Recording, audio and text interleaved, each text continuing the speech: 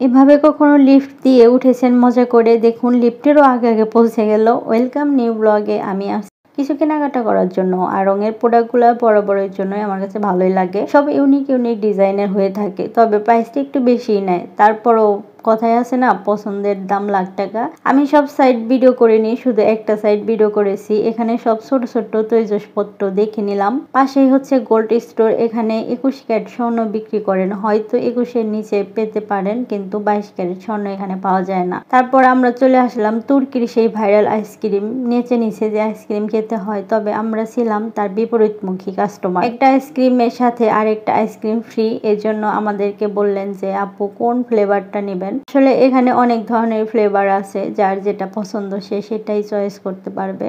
উনি আমাদেরকে জিজ্ঞাসা করলেন যে আপু আপনারা কি ম্যাজিক করবেন? তো আমরা বললাম যে না। বললো যে করেন ম্যাজিক। বললাম যে না, আমরা ম্যাজিক করব না, আপনি এমনি আইসক্রিম দিয়ে দেন। তো তারপর ওনারা নিজের ইচ্ছে আর কি গানটা চালু করে দিল। যখন আমরা ছিলাম তখন একটু নিরিবিলি ছিল।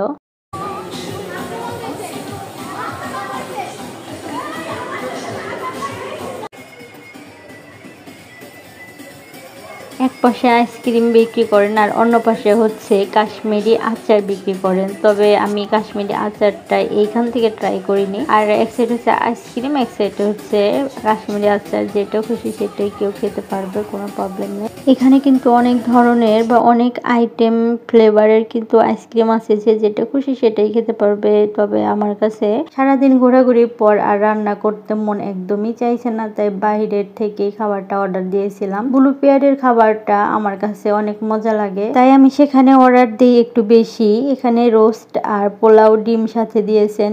একটা কাচ্চিও অর্ডার দিয়েছিলাম। কাচ্চি কার কার ভালো লাগে অবশ্যই কমেন্টের মাধ্যমে জানাবেন। কাচ্চিতে মাংসের থেকে আলু কে কে পছন্দ করো সেটাও জানাবে। তারপর আমি এখানে কিছু তুলি হেয়ার ব্যান্ড আপনাদের সাথে শেয়ার করলাম। এটা নিউ একটা হেয়ার ব্যান্ড, চুলের সাথে এভাবে পেঁচিয়ে লাগাতে হয়, ভালো লাগলেও তাই আমি এটাও নিয়ে নিয়েছি। এই কাঁটাগুলা কিন্তু খুবই ভালো, তবে ভেঙে যাওয়ার কোনো চান্স নেই। রাবারের এগুলো। অনলাইনে একটা বোরকা অর্ডার দিয়েছিলাম, সেই পার্সেলটা এসে গেছে। আসলে অনলাইনে না নিয়ে উপায় নাই। যখন অনলাইনে যেটা পছন্দ করি সেটা আবার মার্কেটে পাই না, গেলে খুঁজেও পাওয়া যায় না। এরকম ডিজাইন পাওয়া খুবই মুশকিল হয়ে পড়ে, তাই বাধ্য হয়ে অনলাইন থেকে নিতে হয়। তবে ছবির সাথে বাস্তবে একটু মিল আছে, সবটুকু না। তারপর হচ্ছে ডিজাইন বলেন, কাপড়ের মান বলেন, কোয়ালিটি বলেন, অনেক কিছুই ম্যাচ খায় না অনেক পেজের থেকে নিলে। তারপরে কিছু করার নাই, কোনটাতে জিতবো কোনটাতে ঠকবো সেটা তো বলা যায় না। বোরকাটা কেমন দেখাচ্ছে সেটাও বলবেন, ভালো লাগলো অবশ্যই